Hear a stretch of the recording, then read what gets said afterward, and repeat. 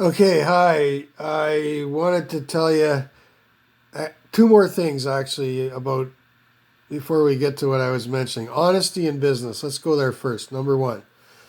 And what I want to say about that is, you know, I'm going to tell you a story actually. This is important as a business consultant. We advise our clients to do business this way, no matter what. And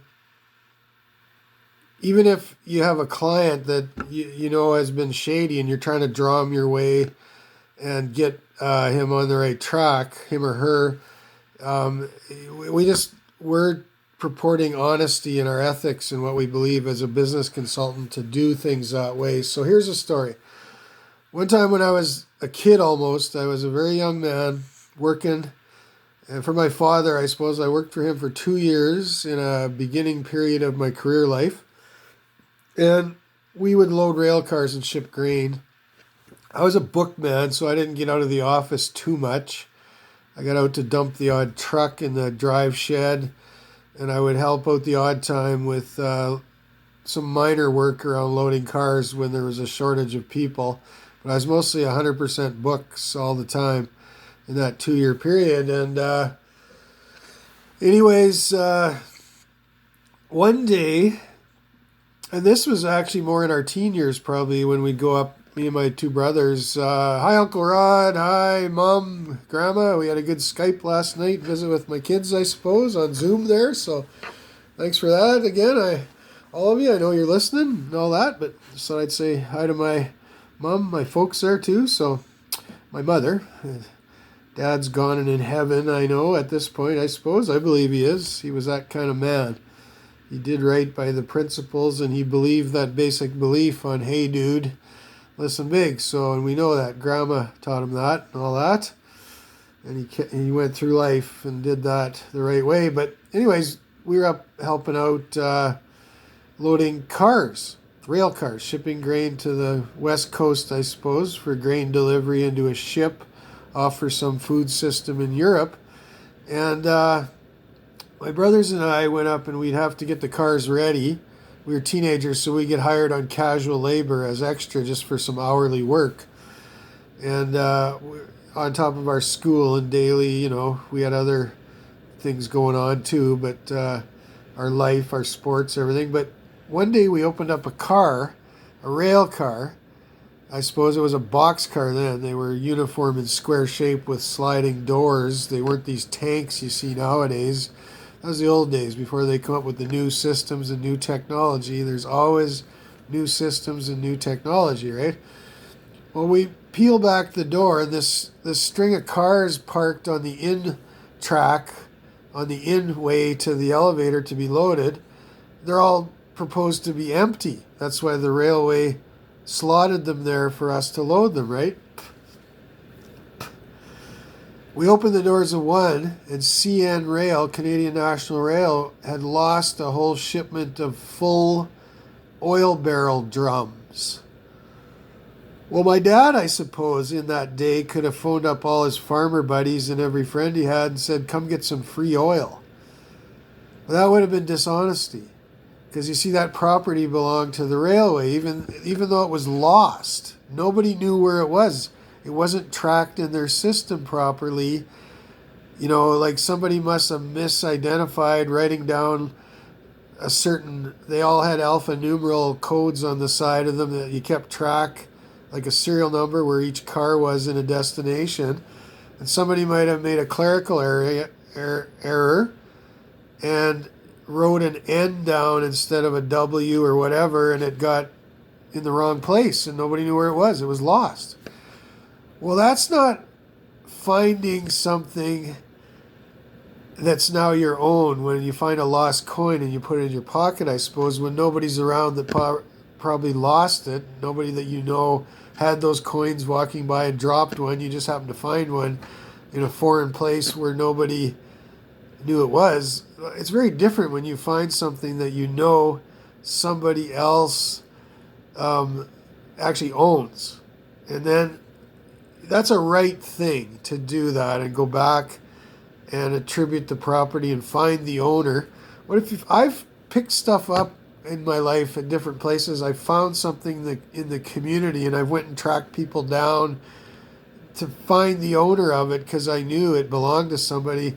And there's a bit of effort sometimes, but if somebody drops their driver's license, you don't take it and appreciate now I have a new identity I can use for false ID or something. You go. I've called people up and I've said, hey, I found this. It says your name on it.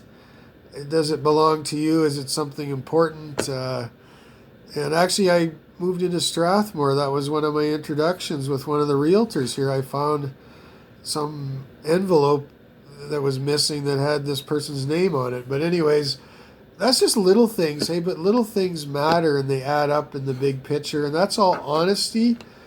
When you pros that, I propose it as good business because the little things matter. They add up to big things. In a business deal, it builds trust. If you take care of the little things well, and the little things, they're always in front of your face. I got to wash my dishes this week and do my laundry and all that. Every man or person does, whether they live alone or have a team of people, a family that all pitches in. It doesn't matter. Everybody has to do it. And those little things you do in a loyal customer situation or not so loyal where it's just beginning and developing start to build trust in those habits. And as time goes on, if you miss one or two of those now and again because you're common to each other and you're having a good time, you enjoy and you appreciate each other's company as you're doing business, sometimes you forget the odd little thing. Well, then there's sort of this grace or not forgiveness, but it's you lend to the other person. Well, grace was the word I used as the definition a couple weeks ago in a video. You're short, you need someone to lend to you so you can add up to more. And that's truly grace. So you sometimes forget little stuff. People, when trust is there, they'll overlook it, because you trust each other. But you don't want to take advantage of that. That's not what you're doing or want to do. You want to have that, build that trust. And, it's like we used to go out to the country when my mother grew up on a farm. So when we were kids, we had the occasional trip about a couple hours away to the farm where my mother grew up. I was born in Kinnersley, but we grew up an hour and a half north of there.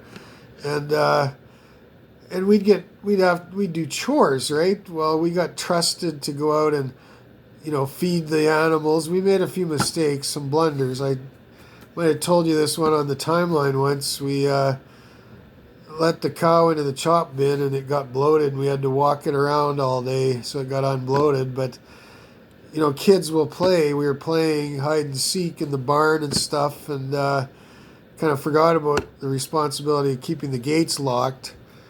Anyways, we'd go out and we'd slop the hogs, I profess. We'd feed, any of the animals locked up in the cage. It seems to me there was a rabbit cage around there somewhere. We'd help our uncle deaL put cattle feed in the big troughs they'd eat out of, and we do all that stuff, eh? And so, we learned some farm responsibilities. It was kind of unique being town people. And then my dad owned some cows with the neighbor, Jack Hart, in a minor way, just for our own beef supply.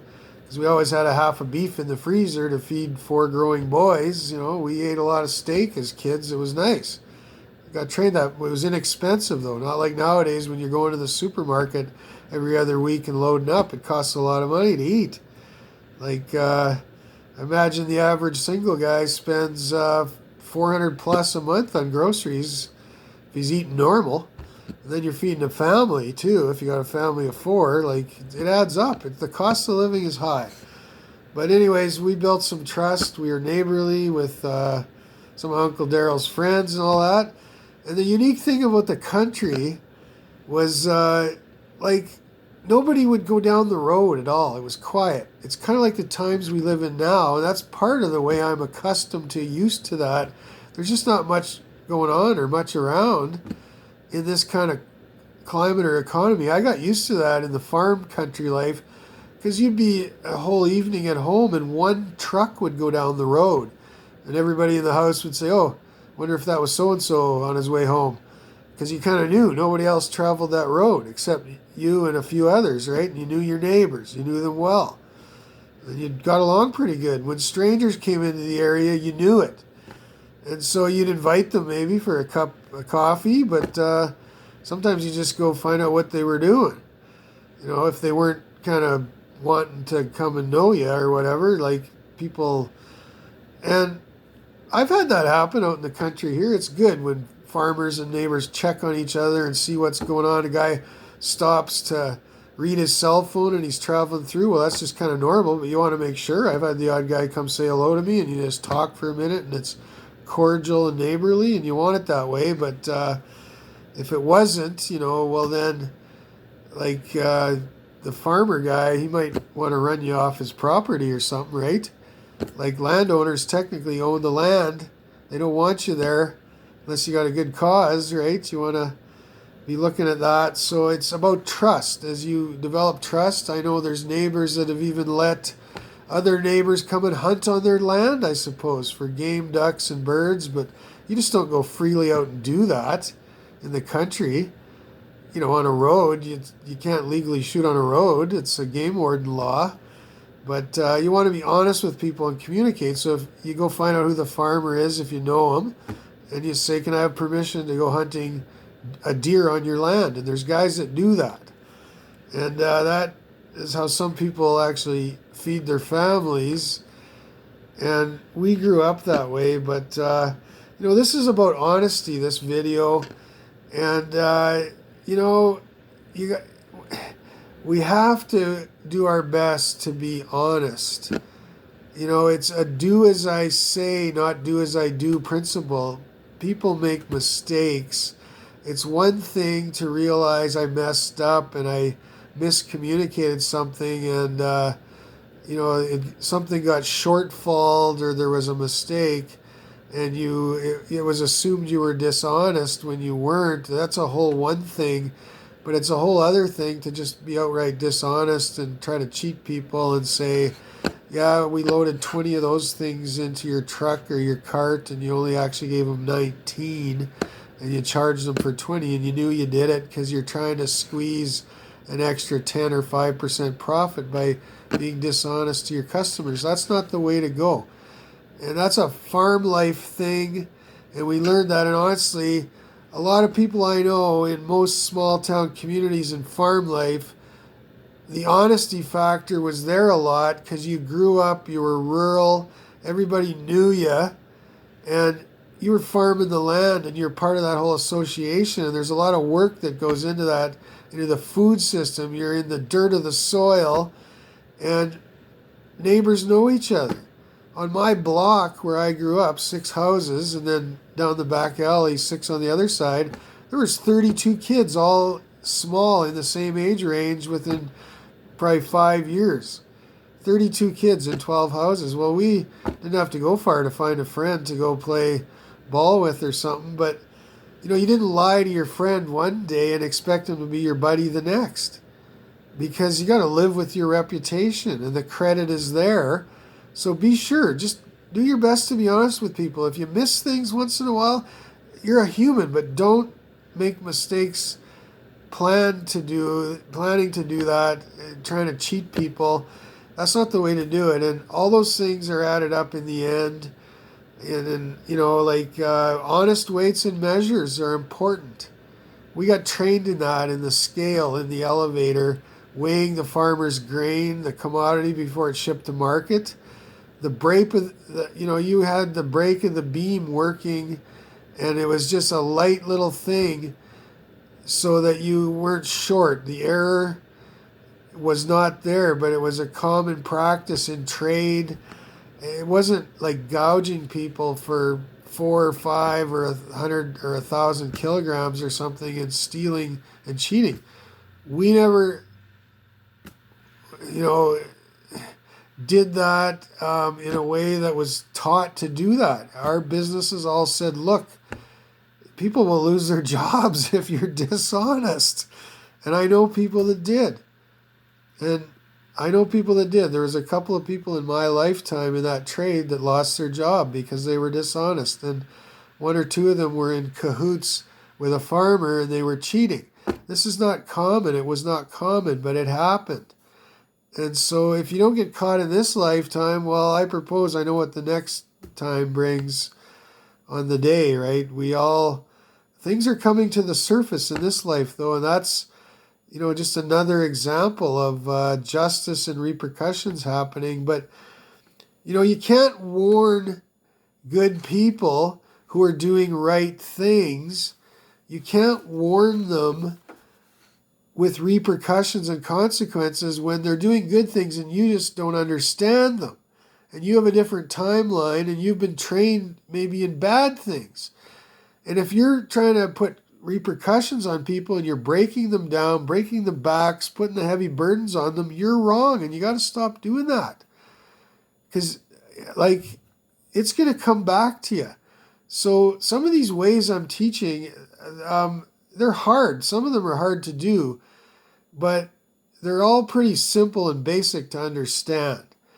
And we all know the cloud. You can live in the cloud and get all the good information on your iBeam phone or through prayer or anything.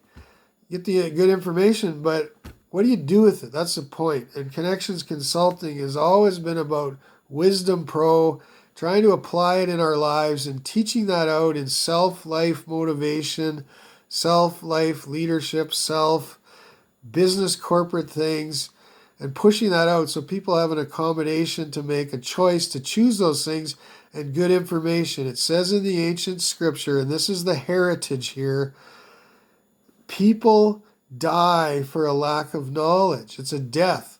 And even if you're not dying immediately in your life, there's a death inside of you. You don't feel alive or fully alive because you're doing things in a wrong way because you don't have knowledge. Well, I believe there's knowledge here now, and everybody has it that's been following me, listening to my ways, the corporations I'm on list with, my customers, I suppose, and the people that are just point blank following me on media and all that. And we don't always know each other's customs and manners in different societies. Like Saved Riyadh, I don't know all your rituals in your way, in your Muslim or Hindu, East Indian family upbringing or culture. I don't, and I can say that. I know the Japanese bow when they say hello. I know some stuff. But my heart and commitment in my teaching is always to teach people the gestures of kindness that will overrule all those manners and customs. You try your best to accommodate and get along with people in a way that they know and a way that you know, and you come together and you join and say hello.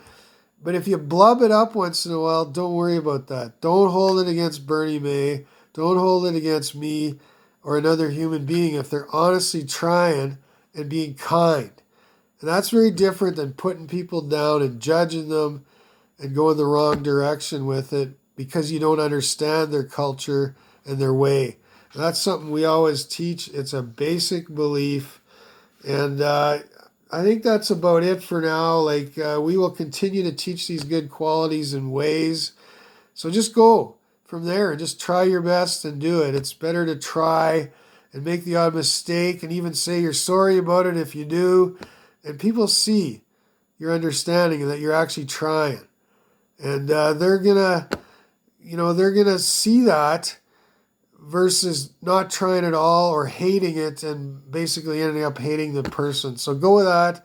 Judge nobody in their soul for who they are because you don't always know. Try to get along with everybody and love your neighbor, I say. I propose that to you.